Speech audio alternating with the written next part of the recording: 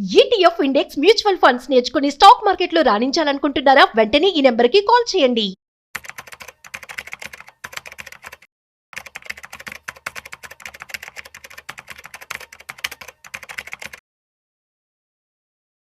అనిల్ గారు నమస్తే సార్. నమస్తే విష్ణు గారు. సార్, మ్యూచువల్ ఫండ్స్ కి సంబంధించిన ఒక ఇంపార్టెంట్ అప్డేట్ ఒకటి వచ్చింది. యాంఫీ వాళ్ళు ఉన్నారు కదా, అంటే mutual fund investment association amphi వాళ్ళకి డేటా రిలీజ్ చేశారు. For the month of July and August కి సంబంధించిన డేటా రిలీజ్ చేశారు. ఆగస్టులో 33,430 కోట్ల రూపాయల పెట్టుబడులు వచ్చాయి ఈక్విటీస్లోకి వచ్చాయి, equity mutual funds. And July నెల కంటే 22% తక్కువ ఫ్లెక్సీ క్యాప్ ఫండ్స్, గోల్డ్ ఈటీఎఫ్లకు బాగా ఆదరణ పెరిగింది. అంటే జూలైలో వచ్చిన ఇన్వెస్ట్మెంట్స్ కంటే కూడా ఆగస్టులో వచ్చిన ఇన్వెస్ట్మెంట్స్ చాలా తగ్గాయి. దాదాపు 22% జూలై కంటే ఆగస్టు తగ్గింది. ఎంతకో అంటూ కూడా ఒక ఇన్ఫర్మేషన్ రావడం జరిగింది. సో ఏంటంటే ఇప్పుడు మెయిన్ అట్రాక్టివ్గా ఉన్న ఫండ్సే ఉన్నాయి.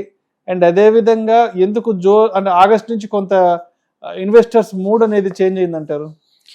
సో కొన్ని కారణాలు ఉన్నాయి. అంటే ఇది ఓన్లీ ఒక ఈక్విటీ మార్కెట్ మీద ఇంట్రెస్ట్ పోయిందనో కాకుండా ఈ ఫ్లోస్ చూసుకుంటే 33,000 దగ్గర అయిపోయింది.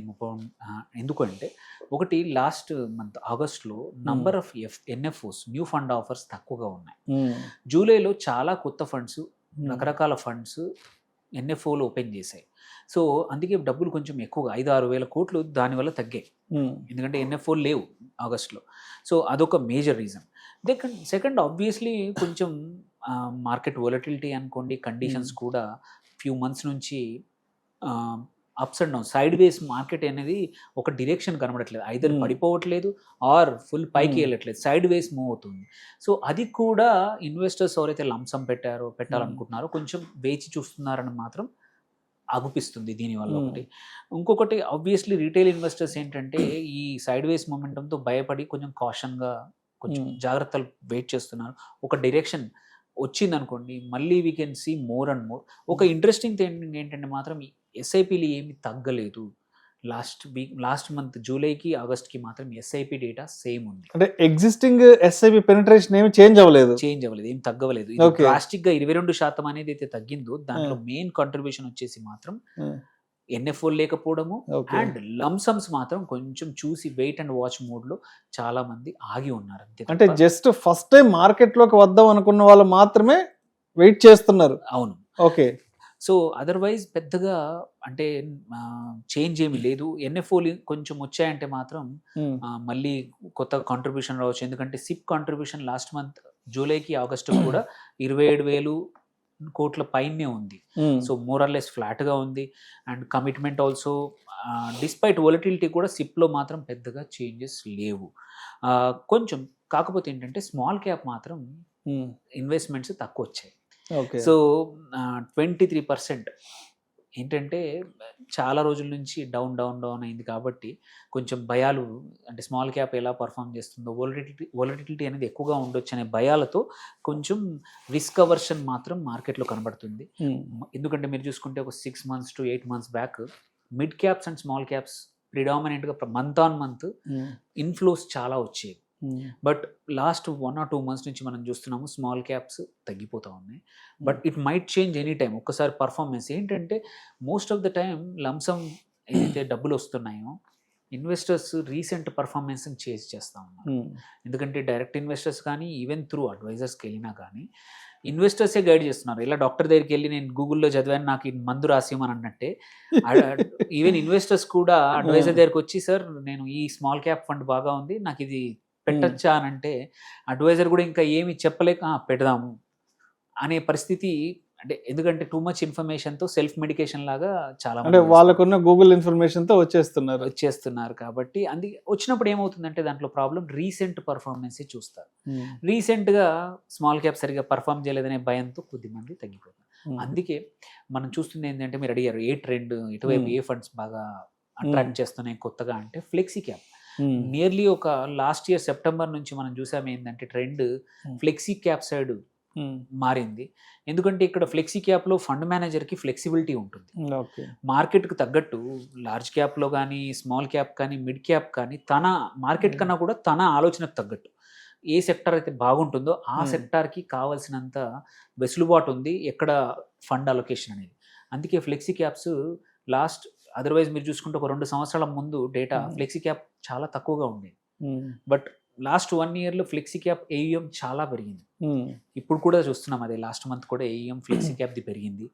అట్లాగే ఇంకొకటి ఏంటంటే గోల్డ్ మ్యూచువల్ ఫండ్స్, గోల్డ్ ఈటీఎఫ్స్లో చాలా కూడా డబ్బులు స్టార్ట్ అయ్యాయి ఫ్లో. ఎందుకంటే recent performance, recent performance is always the investor చూస్తూ ఉంటారు డేటా లాస్ట్ 6 months. ఎందుకంటే లాస్ట్ 2-3 years డేటా చూడరు ఎవరు కూడా, లాస్ట్ 6 months, లాస్ట్ 1 year. అలాంటప్పుడు గోల్డ్, సిల్వర్ బాగా ఇచ్చాయి కాబట్టి గోల్డ్ ఫండ్స్కి ఆర్ గోల్డ్ ఈటీఎఫ్స్కి ఫండ్ ఎక్కువగా మూవ్ అయింది. So month on month SIP book తగ్గలేదు, బట్ క్యాప్ మన ఈక్విటీ కొంచెం తగ్గింది. సో ఎస్ఐపి ఫ్లోస్ అయితే ఫ్లాట్గా ఉన్నాయి. స్మాల్ క్యాప్లో మాత్రం 23% డౌన్ అయింది ఇన్ఫ్లోస్. టోటల్ ఎంఎఫ్ఏఎం మాత్రం స్టేబుల్గా 75 లక్షల కోట్ల దగ్గర స్టేబుల్గా ఉంది. సో ఆన్ ద హోల్ ఒక్క 1 or 2 months గుడ్ పర్ఫార్మెన్స్ ఇస్తే మాత్రం మళ్ళీ మ్యూచువల్ ఫండ్ ఇన్ఫ్లోస్ అనేది పెరిగే అవకాశాలు ఉన్నాయి. ఈక్విటీ కొన్ని ఎన్ఎఫ్ఓలు వచ్చాయంటే మళ్ళీ ఈక్విటీ ఫండ్స్లో కూడా పెద్ద మొత్తంలో అమౌంట్స్ మళ్ళీ పడే అవకాశాలు ఉన్నాయి, మళ్ళీ వచ్చే అవకాశాలు ఉన్నాయి అన్నమాట. సో ఇప్పుడు చాలామంది ఏమడుగుతుంటారంటే మ్యూచువల్ ఫండ్ ఇన్వెస్ట్మెంట్ చేద్దాం అనుకుంటున్నాము, ఇవాళ నుంచి స్టార్ట్ చేసేయమంటావా, లేదంటే ఈ మార్కెట్ పెరగడం ఏదో ఉంటుంది కదా అప్పుడు ఇన్వెస్ట్ చేద్దాం అనుకుంటారు. కాబట్టి ఒక్కసారి ఇన్వెస్ట్మెంట్ స్టార్ట్ చేద్దాం అనుకున్న వాళ్ళకి మీరిచ్చే సజెషన్ ఏంటి? అనుకున్న తడవుగా చేయమంటారా, లేదంటే మార్కెట్లో ఫ్లక్చువేషన్స్, వాలటాలిటీలు వీటిని చూస్తూ సమయం గడిపేయచ్చు అంటారా? అలా ఒడ్డున కూర్చునే వాళ్ళు అలాగే ఉండిపోతారు. నాకు కొద్దిమంది తెలుసు, మార్కెట్ టైమింగ్ కోసం వెయిట్ చేస్తూ ఉండి సంవత్సరాల తర్వాత గడిచిపోతుంది. బికాస్ మార్కెట్ ఎప్పుడు ఎటువైపు వెళ్తుందో మనకు డైరెక్షన్ తెలియదు. అలా చెప్పి వస్తే ఇప్పటివరకు అందరూ అంటే ఏమంటారు సూపర్ రిచ్ అయిపోయేవాళ్ళు, అందరూ ఆ అవకాశం రాదు. సో అందుకోసమే అవకాశాలు చాలా ఉన్నాయి. ఏంటి టూల్స్ ఉన్నాయి మ్యూచువల్ ఫండ్స్లో, 2 గ్రేట్ టూల్స్. ఎస్ఐపి ఉంది, మీకు మార్కెట్తో సైకిల్తో సంబంధం లేకుండా, మార్కెట్ డిరెక్షన్తో సంబంధం లేకుండా ప్రతి నెల ఇంత అని యాడ్ చేసుకునే అవకాశం ఉంది. ఇంకొక పెద్ద టూల్ ఎస్టీపీ అనే టూల్ ఉంది, సిస్టమాటిక్ ట్రాన్స్ఫర్ ప్లాన్. మీరు లంసమ్ మీరు పెట్టాలనుకుంటే, స్మాల్ అమౌంట్ కాకుండా పెద్ద అమౌంటే చేయాలనుకున్నా ఒక లిక్విడ్ ఫండ్లో పెట్టేసి మనం అనుకున్న టార్గెట్ ఈక్విటీ ఫండ్ ఏది ఉందో దానికి ప్రతి వారానికో, ప్రతి డైలీ ఎస్ఐపియో, ప్రతి 15 రోజుల ట్రాన్స్ఫర్లు చేసేస్తే ఒక 6 నెలల్లో 3 నెలల యావరేజ్ తీసుకునే అవకాశం ఉంది. సో ఇంత మంచి టూల్స్ వేరే ఇన్వెస్ట్మెంట్స్లో లేవు. ఇంత మ్యూచువల్ ఫండ్స్ ఈ టూల్స్ ఇస్తూ ఉంది. సో దీనిని వాడుకొని మార్కెట్ ఇర్రెస్పెక్టివ్, మార్కెట్ అగ్నాస్టిక్ అంటాం, మార్కెట్ అప్ ఉందా డౌన్ ఉందా ఏమి సంబంధం లేదు. మ్యూచువల్ ఫండ్లో ఏంటంటే నువ్వు ఒక 6 months 3 months యావరేజ్ తీసుకొని హై ఉన్నా సరే ఎంటర్ అయ్యే అవకాశాలు ఉన్నాయి. ఎందుకంటే ఇంతకన్నా నెగిటివ్ టైంలో కూడా మార్కెట్ ఎంత పడిపోయింది, 23,600 23,500కి వెళ్ళింది, మళ్ళీ ఇప్పుడు 25,000 దగ్గరకు వచ్చింది. So it's only time for time. And mutual funds are for longer term అంటాం. ఎవరు కూడా ఇవాళనే పెట్టి 3 నెలల్లో డబ్బులు కావాలంటే వద్దంటాం.